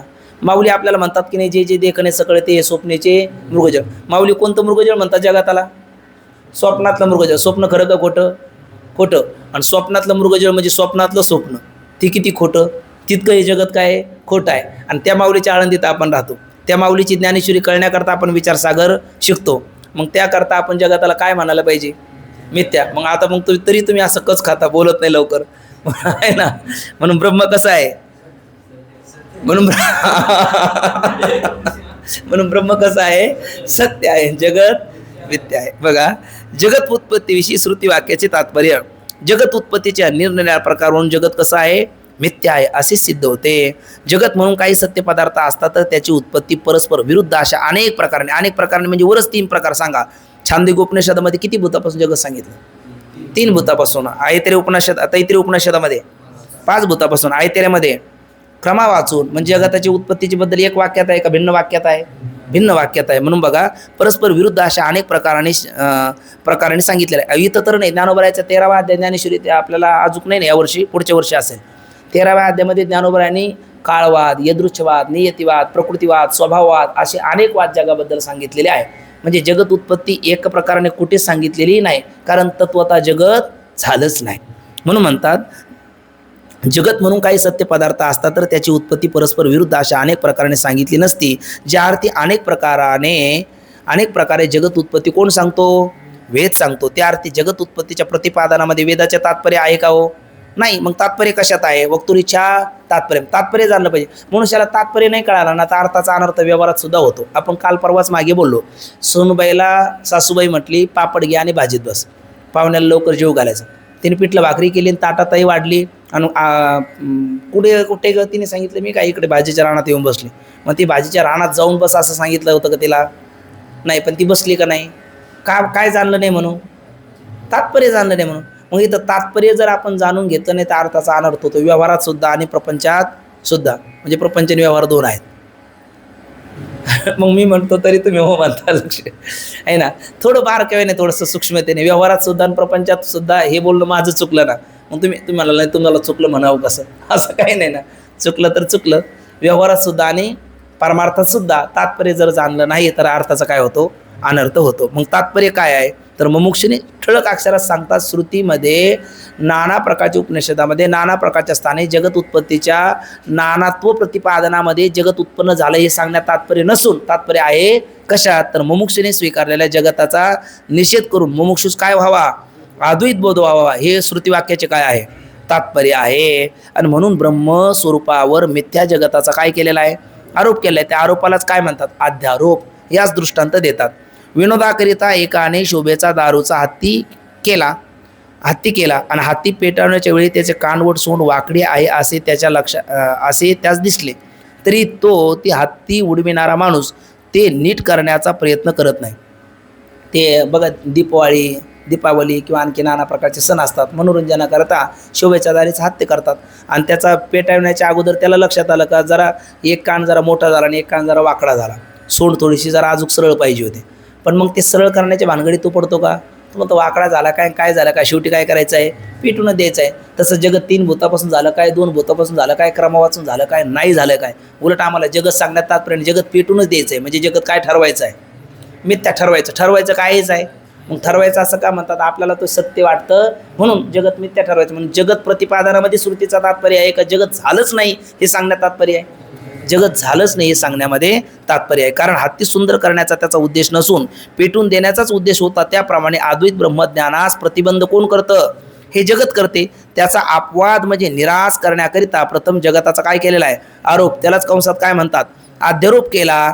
आणि जगत सत्य नसल्यामुळे वाटेल त्याप्रमाणे त्याची काय केली, उत्पत्ती सांगितली. जगत नाहीच ना सत्य, वंद्यपुत्र नाहीच आहे, मग त्याचं काहीतरी हिशोब सांगा, तर काहीतरी वाटेल त्या पद्धतीने सांगितलं जातो. तसं जगत नाहीच आहे पण ते दिसतं, त्याची संगती लावण्याकरता वाटेल त्या पद्धतीने उपनिषदाने त्याची उत्पत्ती सांगितली. वेदात परमात्म्याचे सच्चिदानंद, पण ब्रह्माचा उच्चार करताना सच्चिदानंद विद्वान ब्रह्म असं उपनिषद सांगतं आहे ना. आणि संत सुद्धा काय सांगतात, सत्य ज्ञानानंत गगनाचे प्रावरण नाही रूपवर्ण गुणचेते आहे ना. म्हणजे संत उपनिषद या सर्वांची ब्रह्माबद्दल अनेक मत आहे का एक मत आहे ना. बरोबर, वचन वेगवेगळी असेल पण अर्थ सर्वांचा एक आहे. का बरं, कारण ब्रह्म आहे आणि ते सच्चिदानंद रूप आहे म्हणून त्याच्याबद्दल मतमतांतर नाही. पण जगताबद्दल मतमतांतर काय आहे, कारण जगत नावाचा पदार्थ तत्वतः नाहीच आहे. अशा एकच रूपाने जसे वर्णन केले आहे तसे जगताचे नाही. याचे कारण जगत म्हणून सत्य पदार्थ नाही. म्हणून वेदाचा अभिप्राय जगत निषेधात आहे, कशात नाही. जगत उत्पत्ती सांगण्यात नाही हे काय झाले, सिद्ध झाले. पण शिष्य असं म्हटल्याच्या नंतर शिष्य पुन्हा शंका घेतो. शिष्य म्हणू लागला, 1 मिनिट इकडे बघा, दुसऱ्या मिनिटात आपण लगेच पटकन वाचून घेऊ आणि थांबू. तर जगत सांगायचंच नाही ना तुम्हाला, जगत उत्पत्तीमध्ये वेदाचं तात्पर्य नाही असं जर तुम्ही म्हणता, तर पहिलं छांदोग्यामध्ये किती भूतापासून जगत सांगितलं बोला ना, 3 भूतापासून. नंतर तैतऱ्यामध्ये 5 भूतापासून आणि ऐतऱ्यामध्ये क्रमावासून. असं का सांगितलं, कारण जगत सांगण्यात श्रुतीचं तात्पर्य नाही. कशाकरता सांगितलं, तर मुमुक्षुने स्वीकारल्या जगताचा निषेध व्हावा आणि त्याची अद्वैत बोधामध्ये स्थिती व्हावी असं आपण बोलताना गुरुदेव म्हटले हो, पण असं नाही म्हणता येणार. कारण भाष्यकार कोण, वेदांताचे भाष्यकार कोण, भगवत पूज्यपाद श्रीमद आद्याचार्य शंकराचार्य, त्याला 2 मिनटं. आणि सूत्रकार कोण, महाभारती नाही, नोहीचे लोकिती येणे कारणे म्हणे व्यास विशिष्ट जगत रे. मग सूत्रकार कोण, व्यास. भाष्यकार कोण, शंकराचार्य. वार्तिककार कोण, सुरेचाराचार्य. बरोबर ना, सूत्र भाष्य आणि वार्तिक. तर भाष्यामध्ये म्हणजे शंकर भाष्य जे प्रस्तांतरेवर भाष्य आहे त्या भाष्यामध्ये, आणि ब्रह्मसूत्र व्यासाने रचलं त्या सूत्रामध्ये, व्यासाने म्हणजे व्यासदेवाने आणि भगवान शंकराचार्याने सूत्रामध्ये ब्रह्मसूत्रामध्ये व्यासदेवाने आणि शंकर भाष्यामध्ये भगवान शंकराचार्याने किती भूतापासून जगत उत्पन्न झाला असं सांगितलं, 5 भूतापासून सांगितलं. मग त्याला जर जगत सांगायचंच नसतं तर हा क्रम ठेवला असता का. बरं, संतांनी सुद्धा हे सांगितलं की नाही आपल्याला, उपनिषद सांगतं इदम द्राव्यम पांचभौतिकम, हे सगळं जगत किती भूतापासून झालं, पंचभूतापासून. आपल्याला सांगितलं पिंडी ते ब्रह्मांडी, देह तो 5चे झाले, सांगितलं की नाही माऊलीने, देह तो 5चे झाले, कर्माच्या गुणी गुंतले, भौतची चाकी सुधले जन्म मृत्यूच्या. ह्या छान एकलीने कंठीची म्हणून येणे केली निर्माण 14 भुवने, गगन चंद्र सूर्य मेघ तारंगणे. आणि पुढे आहे 5 भौतिकी भूते महाभूते भिन्ने भिन्ने हो.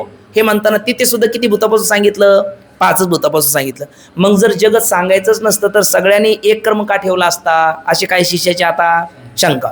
तर गुरुदेव म्हणतात, बाबा रे, अशी जरी तुझी शंका असते तरी सुद्धा जगत सांगण्यात तात्पर्य नाही. म्हणजे मग 5 भूतापासून हा क्रम का ठेवला. आता कल्पना करा, आपण सर्व जोग महाराज संस्थेचे विद्यार्थी आहोत, आपण एका आईचे लेकरं आहोत. आपण भजन करायला लागलो, आपण कीर्तन करायला लागलो, आपण प्रवचन करायला लागलो, आपण वारीने चालायला लागलो, आपण चर्चा करायला लागलो.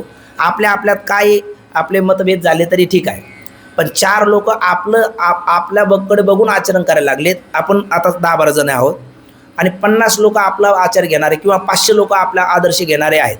आणि त्यांच्यासमोर आपलं जर परस्पराचं एकमत झालं नाही, आपलं जर भांडण लागलं, आपला जर तंटा होऊ लागला, तर ती लोक काय म्हणतील, आपला आदर्श घेतील का तिथून निघते होतील. ती म्हणतील, अरे यांच्यात एकमत नाही, यांचं ऐकून आपलं कोणतं भलं होणार आहे, यांचं ऐकून आपलं कोणतं कल्याण होणार आहे.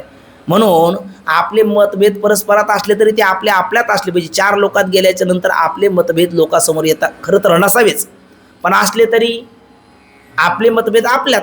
4 लोकात गेल्याच्या नंतर आपण एका आईचे लेकर म्हणूनच आपल्याला वागणं गरजेचं आहे की नाही? बरं, वागतो की नाही आपला वारकरी संप्रदाय? आपल्या वारकरी संप्रदायामध्ये व्याकरणाच्या भाषेत आगम पद्धती आहे का आदेश पद्धती आहे? आदेश हा शत्रुवत भवती, आगम हा मित्रवत भवती. आगम पद्धती आहे, काय पद्धती नाही आपल्याकडे? आदेश पद्धती नाही, बरोबर की नाही? मग तसं या ठिकाणी भगवत पूज्यपाद शंकराचार्य, कृष्णद्वैपायन, बादरायण, व्यासदेव यांना माहिती आहे जगत सांगण्यात तात्पर्य नाही, पण काही काही मंद बुद्धीचे आहेत त्यांना हा समन्वय कळणार नाही. जगत सांगण्यात तात्पर्य नाही हे तात्पर्य त्यांना कळणार नाही. ते म्हणाले अरे या उपनिषदाचं काय ऐकायचं? छांदोग्य म्हणतं किती भूतापासून जगत झालं? 3 भूतापासून. तैत्रेय म्हणतं 5 भूतापासून. आयत्रेय म्हणतं क्रमावाचून. कोणी म्हणतं स्वभाववाद, कोणी म्हणतं यदृच्छवाद, कोणी म्हणतं नियतीवाद, कोणी म्हणतं प्रकृतीवाद. अरे यांच्यात एक मत नाही, यांचं ऐकून आपलं कोणतं भलं होणार आहे? असं म्हणून बऱ्याच लोकांची शास्त्राबद्दल श्रद्धा राहील का? शास्त्राबद्दल ते श्रद्धाहीन होतील, श्रद्धाहीन होतील. आणि गीता माता सांगते अश्रद्धया उत्तम दत्तम तपस्तम तम कृतंचेत असदित्युच्यते पार्थ नचेत प्रेत्य न इह असं म्हटले. मग श्रद्धावान लभते ज्ञान तत्पर सैतेंद्रिया ज्ञानम लब्ध्वा पराम शांती नचिरेना निगच्छति. म्हणजे श्रद्धा राहिली पाहिजे ना. म्हणजे शास्त्रावरची या मुमुक्षूची सामान्याची श्रद्धा राहावी म्हणून एक वाक्यात सांगितले जगत सांगण्यात तात्पर्य तरीही नाही. दुसरी गोष्ट, सगळेच मुमुक्षू बुद्धिमान असतात का काही बुद्धू असतात? बोला ना. सगळेच मुमुक्षू बुद्धिमान असतात का काही बुद्धू असतात? काही बुद्धू असतात पण ते मुमुक्षू नसतात का? मुमुक्षू असतात. आपल्या संस्थेमध्ये एकदा पदार्पण केल्याच्या नंतर सगळ्याचीच बुद्धी सारखी आहे का हो? काही काही प्रथम श्रेणीत येतात, काही द्वितीय श्रेणीत येतात, काही तृतीय श्रेणीत येतात, काही सायन्सचे विद्यार्थी असतात, काही कॉमर्सचे असतात, काही आर्टचे असतात. सगळे सारखे नसतात ना. पण सगळ्याचं कल्याण व्हावं ही मारुती बाबाची तळमळ नाही का? हे आपल्या माऊलीची तळमळ नाही का? ते म्हणतात का? ते म्हणतात सगळ्याला घ्या, जरी मार्क कमी पडले असले तरी घ्या, बाबा म्हणत असतात. का बरं? कारण इथून गेल्याच्या नंतर संस्थेत आहे त्यांचं कल्याण होईल. इथून गेल्याच्या नंतर कोण जाणे काय होईल, त्यामुळे बाबाचा आग्रह असतो का सगळ्याला ठेवलं पाहिजे. मग तसं संतांची तळमळ आहे. त्यांची अपेक्षा काय आहे का बाबा जरी हे खरं आहे काय जगत सांगायचं नाही, पण सगळेच मुमुक्षू विचाराचा प्रांत सगळ्यालाच पेलवत नाही. विचार करण्याकरता बुद्धी कुशाग्र लागते, बुद्धी तीक्ष्ण लागते. दृश्यतेत्व वगैरे या बुद्धी असूक्ष्म असूक्ष्मदर्शी बी विचार करणे बुद्धीचं काम आहे आणि सगळ्यालाच ते पेलवणारं नाही. मग ज्यांना विचाराचा प्रांत पेलवत नाही आणि मुक्त होण्याची तर इच्छा आहे असे जे मुमुक्षू आहेत त्यांना त्याचा लय चिंतनाकरता उपयोग व्हावा. कशाकरता? लय चिंतनाकरता उपयोग व्हावा म्हणून किती भूतापासून जगत सांगितलं? 5 भूतापासून. कशामध्ये? ब्रह्मसूत्रामध्ये आणि शंकर भाष्यामध्ये. पण तिथेही जगत सांगण्यात तात्पर्य नाही. आता ते लय चिंतन कसं वगैरे काय पुढे येणारच आहे. अगदी 2 मिनिटात एवढ्या पंक्ती वाचून आपण थांबू. थोडंसं एकाग्र एवढं मात्र बोला. आता शिष्य काय म्हणतो महाराज? मग ब्रह्मसूत्राच्या दुसऱ्या अध्यायात, म्हणजे 4 अध्याय आहेत ब्रह्मसूत्रामध्ये, त्याच्यामध्ये मला वाटतं अविरोध अध्याय, साधन अध्याय, फल अध्याय आणि समन्वय अध्याय. तर त्यातला जो समन्वय अध्याय आहे ना, त्या समन्वय अध्यायामध्ये किती भूतापासून जगत सांगितलं? ब्रह्मसूत्राच्या दुसऱ्या अध्यायामध्ये समन्वय अध्यायात 5 भूतापासून सांगितलं. कोणी? सूत्रकार व्यासदेवाने आणि भाष्यकार शंकराचार्य महाराजांनी. जगत किती भूतापासून सांगितलं? 5 भूतापासून. बघा महाराज, मग ब्रह्मसूत्राच्या दुसऱ्या अध्यायात सूत्रकार भगवान व्यास आणि भाष्यकार श्री शंकराचार्य यांनी तैत्तिरीय श्रुतीनुसारच सर्व उपनिषदाचा अभिप्राय सांगितला आहे. तो का? श्री गुरु उत्तर देतात. तो कोणा करता? बघा, तो कोणा करता? मंद जिज्ञासू करता सांगितला आहे. कारण उत्पत्ती वाक्याचा पूर्वी सांगितलेला अभिप्राय, पूर्वी सांगितलेला कोणता अभिप्राय? वरचा अक्षर बघा, वरच्या परिचयात ते ठळक अक्षर कोणते? मुमुक्षुने स्वीकारलेल्या जगताचा निषेध करून मुमुक्षुस अद्वैत बोध व्हावा हे त्याचे काय आहे? तात्पर्य. पण हे सगळे तात्पर्य सगळ्याच्याच लक्षात येण्यासारखं नाही. म्हणून पूर्वी सांगितलेला अभिप्राय म्हणजे तात्पर्य लक्षात न येता उपनिषदात काय नाही, उपनिषदात निरनिराळ्या प्रकाराने जगत उत्पत्ती सांगितली हे पाहून उपनिषदाचा आपापसात काय आहे? विरोध आहे. आणि अशी मुमुक्षूला काय होईल? भ्रांती होईल. आता आपले शिक्षक काय म्हणणार? आपले बोधे बाबा बघा, ते म्हणतात भजन तुका म्हणे ते भजन प्रमाण काय थोरपण जाळावे ते. आणि मारुती बाबा म्हणणार चिंतन झालं पाहिजे, त्याशिवाय काय? शास्त्री बाबा म्हणणार नित्यनेम झाला पाहिजे, त्याच्याशिवाय काय आहे? मग आता हे सगळे मग आपण त्यांना म्हणायचं की यांची एकमत नाही का? बोला ना.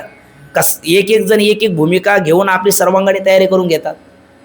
एक एक भूमिका घेऊन साधकाची सर्वांगीण तयारी हे गुरुदेव करून घेतात. पण मग यांचं एकमत आहे, एकमत मतांतर आहे. यांचं एकच मत आहे पण एक एक भूमिका, एक सगळेच जण सगळी भूमिका नाही वटू शकत. एक एक भूमिका घेतात, तसं शास्त्रकारांनी घेतलेली आहे. पण हा समन्वय एखाद्याच्या लक्षात येणार नाही. मग त्याच्याकरता समन्वय म्हणून किती भूतापासून जगत सांगितलं? समन्वय अध्यात 5 भूतापासून सांगितलं. काय बोलतात बघा, ते म्हणतात की बघा, मंद जिज्ञासू करता सांगितलं आहे, कारण उत्पत्ती वाक्याचा पूर्वी सांगितलेला अभिप्राय लक्षात न येता उपनिषदात निरनिराळ्या प्रकाराने जगताची उत्पत्ती सांगितली आहे. हे पाहून उपनिषदाचा आपापसात काय आहे? विरोध आहे. अशी मुमुक्षूला काय होईल? भ्रांती होऊन उपनिषदावर काय राहणार नाही? विश्वास राहणार नाही. आणि म्हणून ती भ्रांती निवृत्त करण्याकरता तात्पर्याने सर्व उपनिषदामध्ये एक रूपाने जगत उत्पत्तीचा प्रकार सांगितला आहे. पहिली गोष्ट, समन्वय का सांगितला त्याचं कारण. आणि दुसरे अशी की ज्यास केवळ विचाराने यथार्थ ब्रह्मज्ञान होत नाही, त्यास लय चिंतनास त्या जगत उत्पत्तीच्या क्रमाचा काय व्हावा? उपयोग व्हावा. आता आपला प्रश्न पडला, लय चिंतन म्हणजे काय? एवढ्या पंक्ती वाचून घेऊन मग बघू. ज्या क्रमाने जगताची उत्पत्ती सांगितली त्याहून उलट क्रमाने लय चिंतन करावे. उदाहरण देतात. मनुष्य ज्या क्रमाने जिना चढतो त्याच्या उलट क्रमाने तो काय होतो? खाली उतरतो. त्याप्रमाणे लय चिंतनाने अद्वैत ब्रह्माची ठिकाणी बुद्धी स्थिर होते. आणि त्या लय चिंतनाचा प्रकार सुरेश्वराचार्यांनी पंचीकरणात सांगितला आहे. तो प्रकार थोडक्यात सांगतो. तो प्रकार आपल्याला उद्या येणार आहे. उद्या आपण त्याचा विचार करू. पण आता हे लय चिंतन थोडक्यात इकडे बघा, हे किती बोट आहेत? 3 बोट आहे. आपण मागे बोललो होतो, दिसायला 3, मोजायला 2 आणि असायला 1. बरोबर ना? आपण मागे बोललो, दिसायला 3, मोजायला 2, असायला 1. दिसायला 3 कोण? माया, ब्रह्म, जगत. कारण 14वा अध्याय ज्ञानेश्वरी, या कारणे मी पिता, मद ब्रह्म हे माता, अपत्य पंडुसुता जगदंबरू. मग माता कोण? मद ब्रह्म म्हणजे माया. पिता कोण? बृहन्नाथ ब्रह्म म्हणजे ईश्वर. वाच्यार्थ ब्रह्मपदाचा वाच्यार्थ घ्यायचा ईश्वर. आणि बाळ कोण? मग हे दिसणारं जगत. मग जगात किती गोष्टी आहेत? 3, माया, ब्रह्म, जगत आहे ना. मग आता आपल्याला जगत उडवायचं. ते उडवण्याकरता काय करायचं? विचार करायचा. मग जगत रूपी बाळ आहे. ईश्वर आणि माया हे माता पित्याचेच गुण कोणात असतात? लेकरात असतात. आपण मागे बोललो ना, काही लेकर आईवर, काही बापावर, काही आई बापावर जातात. तर जगतरूपी बाळात 3 गुण कोणाचे आहेत? ईश्वररूपी पित्याचे आहेत. आणि 2 गुण कोणाचे? मायारूपी मातेचे. जगत हे नाम आणि दिसणारं त्याचं रूप. नामरूप कोणाचं? मायेचं. आणि जगत आहे अस्ति, जगत दिसतं भाती. जगत प्रिय आहे, प्रिय. मग ते अस्ति भाती प्रिय कोणाचं? पित्याचं. मग अस्ति भाती प्रिय तो पित्याला द्या, नामरूप मातेला द्या. जगत संपलं. दिसायला जरी 3 होते, आता मोजायला 2च राहिले. कोण? माया आणि ईश्वर आहे ना. म्हणजे ते ईश्वरालाच ब्रह्मशब्द वाचार्थ आपण लक्षात ठेवू. मग ब्रह्म आणि माया. पण ती माया कोणाच्या आसरण राहते? कोणाला विषय करते? ब्रह्माच्याच आसरण राहते, ब्रह्माला विषय करते. शेवाळ कोणाच्या आसरणावरून कोणाला जागतं? पाण्याच्या आसरणावरून पाण्याला जागतं. तशी माया ब्रह्माच्याच आसरणावरून ब्रह्माला आच्छादित करते. मग माया वेगळी न मानता ती कोणाच्या आश्रित माना? ब्रह्माच्या. मग करायला खाली कोण राहिलं? ब्रह्म. ते ब्रह्मच कोण आहे? मी. असं लय चिंतन करायचं म्हणजे काय? कार्य कारणात आणि कारण अधिष्ठानात. आणि ते अधिष्ठान मी. कार्य कोण? जगत. कारण कोण? माया. अधिष्ठान कोण? ब्रह्म. मग कार्यरूप जगत कोणात मिळायचं? कारणरूप मायेत.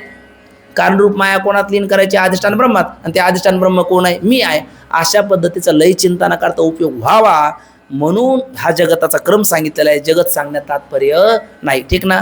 असा आशय आहे. पण मग ते लय चिंतनाचा विषय कसा? आणखी आता आपण एकदम सूत्ररूपाने पाहिलं. त्याचा थोडासा विस्ताराने गोड विचार केलेला आहे. तो विचार आपण उद्याच्याला करूया. पुंडलिक वरदारी विठ्ठल, श्री ज्ञानदेव तुकाराम, पंढरीनाथ भगवान की जय. माऊली ज्ञानेश्वर महाराज की जय. जगद्गुरु तुकाराम महाराज की जय. सद्गुरु जोग महाराज की जय.